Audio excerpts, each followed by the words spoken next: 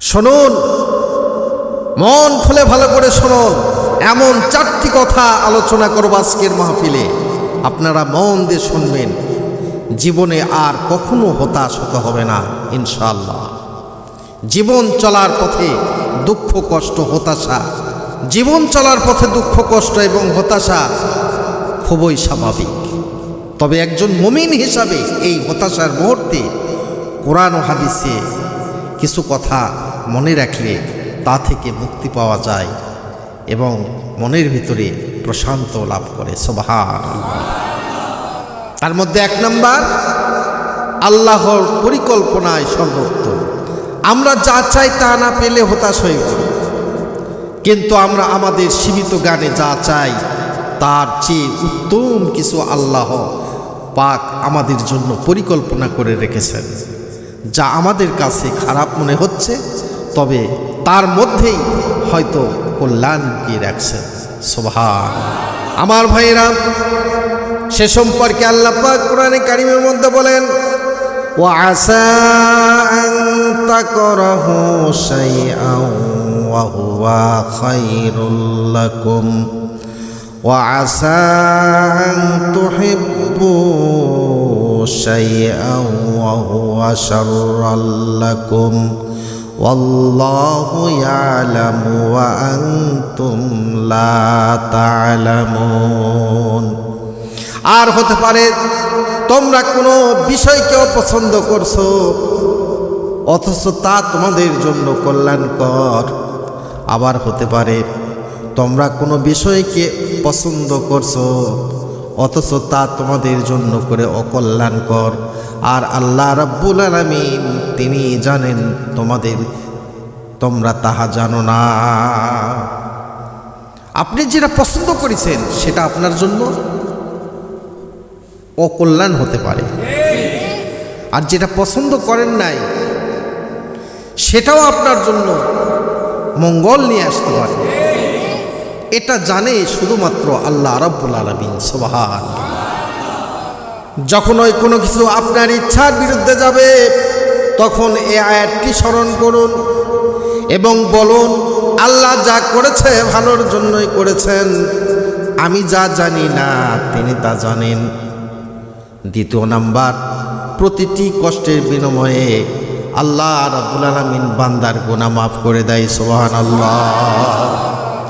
জীবনের ছোট্ট বড় প্রতিটি কষ্ট, দুশ্চিন্তা, পেরেশানি আমাদের পাপ মোচনের মাধ্যমে একটি কারণ। দুনিয়ার এই কষ্টগুলো আখিরাতে আমাদের জন্য রহমতের কারণ হবে। তাই বিপদে হতাশা না হয়ে আল্লাহ রাব্বুল আলামিন তিনি ধৈর্য ধারণ করতে বলেছেন।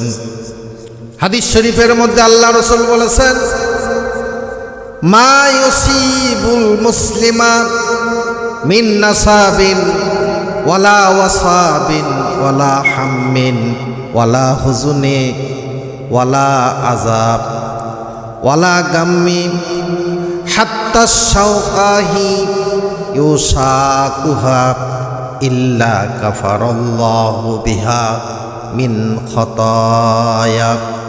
একজন মুসলিমের উপর যে কোনো ক্লান্তি, রোগ, দুশ্চিন্তা, দুঃখ, কষ্ট এবং পেরেশানি আসে, এমনকি তার শরীরে যদি একটি কাঁটাও বিঁধ হয়, তবে এর বিনিময়ে আল্লাহ তাআলা তার গুনাহ মাফ করে দেন। সুবহানাল্লাহ। এই হাদিসটি বুখারী শরীফে।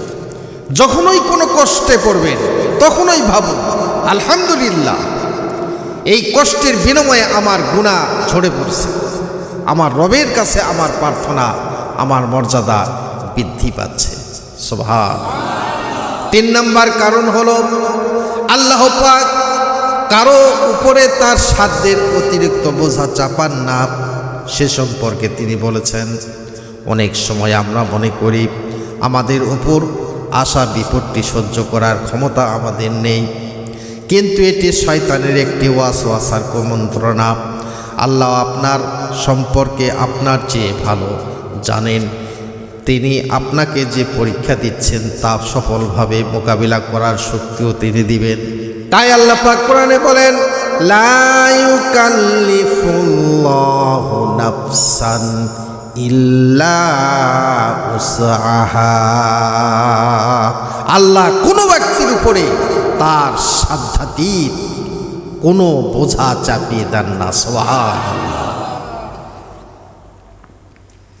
যখন মনে হবে আর পারছেন না, তখন এই আয়াতটি স্মরণ করে নিজেকে বলো, আল্লাহ যখন আমাকে এই পরীক্ষা ফেলেছেন, তার মানে এটা সহ্য করার শক্তি আমার আছে।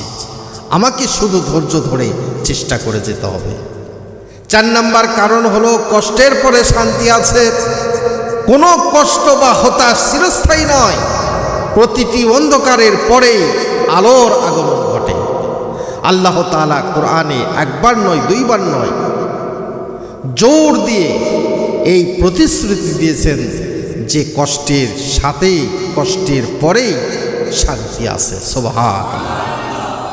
আল্লাহ রাব্বুল আলামিন বলেন, ফাইন্না মাআল উসরি ইউসরা, ইন্না মাআল উসরি ইউসরা। নিশ্চয় কষ্টের সাথে রয়েছে শান্তি, নিশ্চয় কষ্টের সাথেই রয়েছে সুস্থি। সুবহানাল্লাহ। কোরআনের আয়াত। যখন জীবন কঠিন মনে হবে, তখন নিশ্চিতভাবে বিশ্বাস রাখার চেষ্টা করবে। এই কঠিন সময় কেটে যাবে এবং খুব শীঘ্রই আপনি শান্তি পাবেন। আনন্দের সময় আপনার আসবে। এটি আল্লাহর ওয়াদা, আর আল্লাহ তাআলা ওয়াদা কখনো মিথ্যা হয় না। এই 4টি কথা অন্তরে ধারণ করলে জীবনের কোনো পর্যায়ে হতাশা আপনাকে কাবু করতে পারবে না। আল্লাহ আমাদের সবাইকে সর্ব অবস্থায় তার উপর সন্তুষ্ট থাকার এবং ধৈর্য ধারণ করার তৌফিক দান করুন।